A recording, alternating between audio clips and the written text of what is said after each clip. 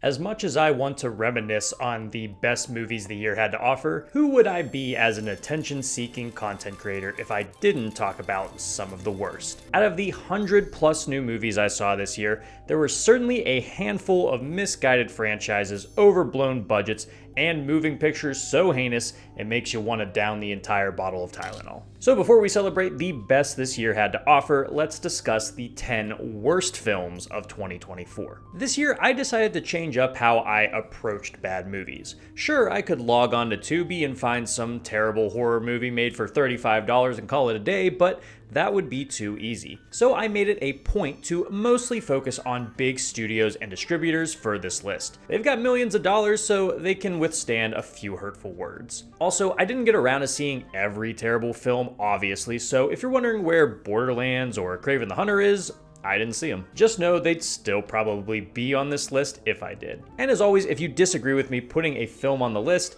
please let me know why I am the biggest idiot who ever lived down in the comments below. And also let me know what you thought was the worst film of 2024. Let's start with some dishonorable mentions, films that were bad, but not bad enough to crack the top 10. The Beekeeper's bland and uninteresting narrative just couldn't be saved by its somewhat competent action sequences. Everyone involved has done and is capable of better than a John Wick that burns people alive with honey. Sweet Dreams is great if you enjoy non-actors improving their way through a story littered with therapy speak and half-assed reflections on recovery. Props to Knoxville for taking a more serious swing, but we've already seen this movie a dozen other times. Argylle, perhaps the gaudiest movie of the year. It takes true talent to make the real world look so horrendous and artificial, but by God, that's what the twisted mind of Matthew Vaughn will give you. Atlas was one of Netflix's many misses this year, boasting a pretty drab sci-fi world and story, only occasionally made interesting by the lead's relationship with Microsoft Sam. Don't think you're safe yet, J-Lo. We'll be talking about you again in a minute. And finally, Venom: The Last Dance, a movie that annoyed me to no end because of how it squandered one of my favorite comic book characters in a forgetful and ill-conceived trilogy that left me feeling nothing but a little bit of embarrassment. Those films were bad, but let's get to the baddest of the bad, starting with number 10. You know, I almost hate to complain about Zack Snyder. He seems like a genuinely nice, passionate guy. Too bad about that fan base, though. But even his diehards have to admit Rebel Moon has not been a home run. The first certainly was nothing special, and its 2024 sequel was just about as bad. For me, Rebel Moon has been a showcase of some of Snyder's worst habits. A self-serious world that simultaneously lacks the maturity needed to carry the narrative, dialogue that says very little despite there being a lot of it, and some of the most lopsided, unappealing action sequences that sacrifice their setups to the gods of slow motion and lackluster choreography. The characters are painfully unremarkable, possessing very little defining traits that make them stand out in your memory, other than an Anthony Hopkins robot that really should have been the star of the show. It feels like this really wanted to be a mature Star Wars with blood, sex, and swearing, yet all it amounts to is an ugly, uninspired slog that is rumored to have a few more sequels on the way, but we'll see about that. Look, if you want a mature Star Wars story, we already have Andor. Just watch that instead. And hey, Netflix wasn't done shoveling out dirt this year, because we got another boring, uninteresting action film in Trigger Warning. And no, despite sounding like the title to a conservative comedian who is still stuck in the 2010s comedy special, this film has all the edge of a smooth pebble found by the river. Now, there are blips of creativity here. Sometimes the fight scenes actually try to be interesting, but it's unfortunately not enough to salvage this film. I think the pieces are certainly there. A badass veteran returns to her small town and gets wrapped up in a conspiracy that involves more people than she thinks. But the execution is so cliche to the point where the film doesn't really have a personality to speak of. I like seeing Jessica Alba in this kind of role. Now, if only they could have remembered to make her interesting, or the rest of the cast, or the setting. Like, it's so needlessly toothless, both in its violence and in the greater meaning behind the narrative.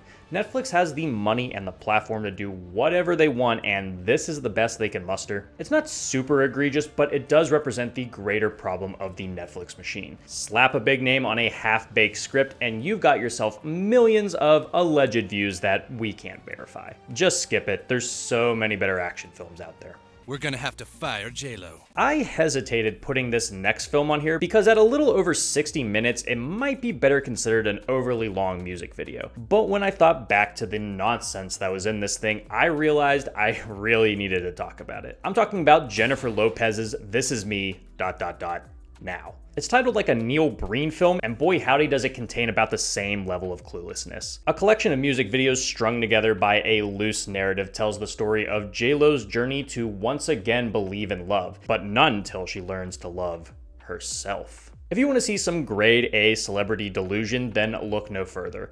I'll give credit where credit is due. A lot of the musical numbers are genuinely visually impressive, despite some laughable choreography at times. The songs themselves are fine, I guess, but a far cry from the original album that made her blow up. It's the narrative web that combines these moments together that's the real problem. Though it may try to convince you it's an earnest self-reflection, this does nothing to convince me that Lopez's journey of love and loss has made her change in any kind of meaningful way. Her self-reflections feel so hollow and void of any real development as a person, honestly coming off pretty childish at times. How Ben Affleck listened to the pitch of this and agreed to go along with it, only to seemingly break up later this year, is beyond me. Mercifully, it's barely an hour and the ridiculousness does provide a good few laughs. It isn't the sole Lopez misstep of the year, but it's certainly the worst.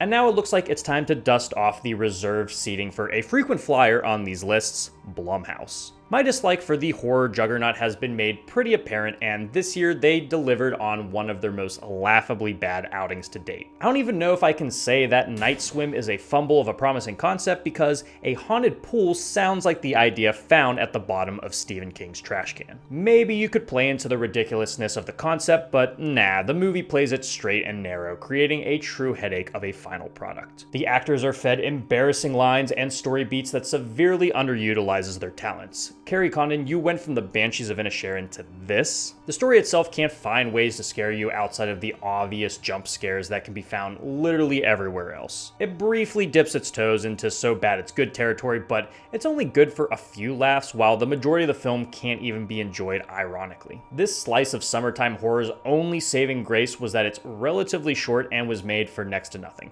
so it can continue to fuel the content factory that is Blumhouse. I appreciate the studio giving opportunities to first-time directors, but can we just start making movies that aren't just easy cash grabs that require minimal effort? Just skip this one. You'll find more enjoyment jumping headfirst into the shallow end. Stop laughing, it's not funny. What's the deal with Jerry Seinfeld? He says everyone is too sensitive for them to make good comedies anymore, but if Unfrosted was his idea of a good comedy, he might just have to have his head examined. It's tongue-in-cheek and obviously yearning for the days when silly comedies like these were on top, yet this commits the cardinal sin that sets it apart from other films of its ilk. It's not funny. It can be good for one or two laughs, but it's an incredibly phoned-in, celebrity hangout caught on camera kind of film. Cameos pop in to deliver some of the most underbaked jokes and puns imaginable, with the main cast being just as bad, if not worse. Jon Hamm just plays his character for Mad Men for like 3 minutes. Isn't that funny? Seinfeld can't act, we know this, but his inability to even sell the silliness of the film while in character makes it look like he doesn't even have the heart for this project and is embarrassed to be there. And he directed it. One single joke actually got a nod of approval from me, and it was the implication that JFK was assassinated by milkmen. A minor bright spot, and I could only wonder how much funnier this could have been if someone who actually managed to evolve their comedy with the times had directed this. Seinfeld is a lot like the toaster pastries he decided to make a movie about. Not as good as you remember them being. Boring movies are one thing, but annoying movies are a whole different breed. I came this close to not finishing this film because it was the equivalent of nails on a chalkboard to my eyes and ears. Oh, how the Feige has fallen, because Jackpot was almost damn near unbearable. The terrible comedy just never stops, never giving you a reprieve, waterboarding you with the most out-of-touch, bland, situational comedy you can think of. John Cena, the golden goose that he is, can't even salvage the shit he's fed with his stellar comedic timing. I go to bat for Awkwafina a bunch, as I don't think she's as bad as everyone says, Yet it would take more money than the lottery could give me to make me admit I enjoyed a film of her just screaming and improvising her way through silly scene after silly scene. The fun, Purge-like concept is drowned underneath a toothless use of an R rating and a directing style that just isn't up to snuff with the madness it's trying to capture. If you have even the tiniest of headaches, do not subject yourself to this, as it's sure to induce an instant fever dream. There were so many times I came close to shutting it off, but I stuck it out for you. Don't make the same mistake I did. Help me! This has certainly been a crapshoot of a year for Netflix originals, but out of all the ones I saw, I think the worst, most forgettable of the bunch is Lift. Just an utterly sauceless vanity vehicle trying to convince us that Kevin Hart can play the cool, suave anti-hero with a heart of gold. It checks all the boxes for generic heist movies, performing the expected hoop jumping with the kind of misplaced sincerity that makes you believe everyone involved was making something special here. Hart is unfortunately unfunny due to the script shortcomings, gifting him a role that directly plays against his strengths as a comedian. Sure, there's attempts at comedy, but most of the laughs that I let out came from the disbelief in just how generic this film could be. It's cliche as hell, from big text appearing to let us know who the hacker of the team is, to recycled genre lines like, "Are you still mad about that job in insert foreign city here?" The first 5 minutes smacked me in the face with not only a big fat ADR blunder, but also a heist involving one of the most expensive and sought after works of art of the modern age, an NFT. Get fucked. This really felt like a movie designed for those just coming out of a decades-long coma, those who live under a rock, and that very small percentage of people that actually find Hart to be a better actor than a comedian. Keep the money laundering scheme up, Netflix. Shut your mouth, you thong-wearing fatty! Oh, and speaking of Vanity Project, let's take a look at another from this year from the king of vanity himself, Dwayne Johnson. If you saw Black Adam and thought we needed more movies where he plays a hollow action figure rather than a person, then you're in luck, because Red One gives you just that. You know, I usually scoff at people that make a big fuss about the overly commercialized nature of Christmas overtaking the more important emotions of the season, but with a film like this, I can definitely see where they're coming from. Straight off the safe and market-tested assembly line, Red One is shockingly void of anything remotely resembling holiday cheer, other than the fact it happens to feature Santa Claus, snowmen, and elves. Designed to be Dwayne's Christmas classic, the film features stale action, drab visuals, and phoned-in performances, with the only real admirable element being the film's sparse but appreciated prosthetic work. It doesn't matter how much glitter and ribbon you put on it though, a lump of coal is still a lump of coal. It's ironic that a film about the world losing the true meaning of Christmas decides to put in so little heart that you'd think they never knew the true meaning to begin with. I hope all of those bottles of piss were worth it, guys.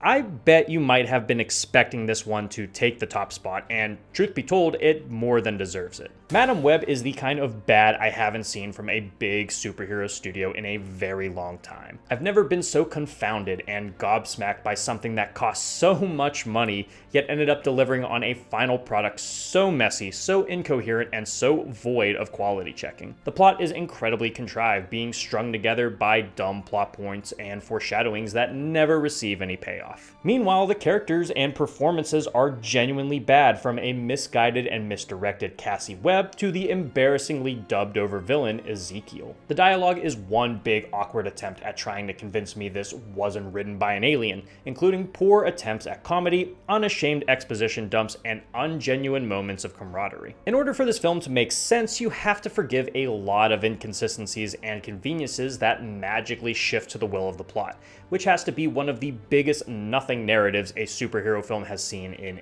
ages. I don't even think Sony understood what this was, but I did. This was a shameless attempt at utilizing the Spider-Man IP without putting any real thought or care into what people want to see or what would make a compelling story. And once this dump truck barrels towards its dumpster fire of a climax, your eyes have already glazed over and your brain has already been reduced to the smoothness of a riverside pebble. Genuinely, this is one of the most terrible movies a big studio has put out in forever. So why wasn't it number one? Well, if you can believe it, despite all of the film's flaws and shortcomings, I genuinely had fun watching it. It's been a while since a studio the size of Sony put out a film this close to so bad it's good territory. I had a blast watching this with friends, laughing at the ridiculousness of what I was seeing, and I truly think that it's worth something. If you enjoy films of this magnitude, I actually recommend you check it out to have a good laugh at things like Cassie watching Christmas movies in the middle of the summer, or the laughable way she earns her blindness. This could have very easily been my #1 pick, but I wanted it to be a film that left me with nothing. No substantial value to be found, no ironic appreciation, just an aggravating state of affairs for all parties involved. So, what is the worst film I saw this year? It's time for the moment you've been waiting for. I truly do hate that horror has taken the bottom seat almost every year I've made these lists. It's one of my favorite genres, yet it has the tendency to pump out some of the worst films of each given year. But I didn't have to look at small-time films with a shoestring budget to find the worst film this go around. No, I simply had to look to Blumhouse to find one of the worst movies I've seen from them in ages. That, my friends, is Imaginary. For all the crap I just gave Madam Web, at least there was some semblance of creativity to be excavated from it. But Imaginary? The only thing I was imagining was watching a better film. It's another haunted doll movie from the Hollywood haunted doll factory that manages to be predictable, lazy, and worst of all, unimaginative. Every character in this is insufferable and a headache to follow, from the new stepmother to the angsty teen to even the annoying younger sister. The scares are your typical thing comes around the corner really fast set to loud music. There's hardly any tension or suspense in the pacing or the editing, coming off as just a worse version of Insidious, a haunted house film that eventually leads to a journey into the ghost dimension thanks to old lady exposition. But you don't really care about what happens to the characters. You don't care to see them save themselves, but you're too bored to want to see them die either. The set design of Imagination Land, or whatever the fuck it's called, is probably the best part of the film, but it comes too little too late. Hollywood has never been so creatively bankrupt, and Blumhouse is no exception. I love that they give opportunities to newer writers and directors, like I said, but for God's sakes, can you actually make something with actual passion and creativity behind it, rather than a quick gig made for nothing that will still manage to earn its money back? I sure as hell hope so, but that formula is too tried and true, it seems. But that's not going to save Imaginary, the worst movie I saw in 2024.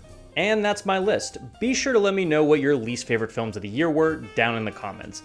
Now that we've covered the worst, I'll be working on getting my best of 2024 video out fairly soon, so stick around for that. Also, once that goes up, I'll be publishing my ranking of all 100 plus films I saw this year, so I'll link that down in the description once that's live if you want to check that out. Finally, if you enjoyed this video and want to see more movie reviews and movie-themed cocktails, be sure to leave a like and subscribe to the channel. Once again, thank you so much for watching. I'll see you in the next one. Live deliciously, but please remember to drink responsibly.